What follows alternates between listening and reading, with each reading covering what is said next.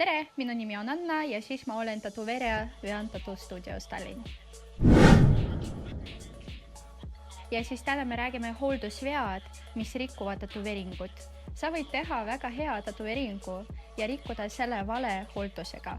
Siin on kõige levenumad vead. Viga number 1, katsud mustade kätega. See on värske haav, punkt. Ära puutu tätoveeringut ilma käsi pesemata. Viga number 2, pesed liiga palju või liiga vähem. 10 korda päevas halb, mitte peaaegu ka halb. Pese õrnalt, kuidas meister ütleb.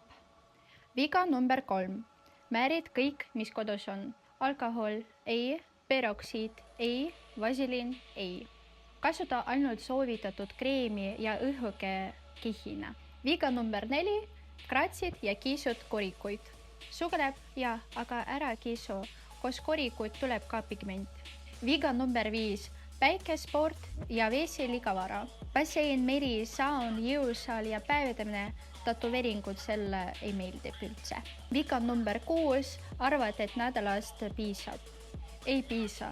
Paranemine kestab nädalat ja isegi kuid.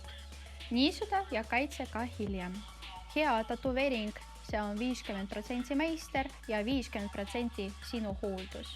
Kuidas hooldada õigesti tätoveeringut, vaata eelmist video. Ja kõik tšau kõigile!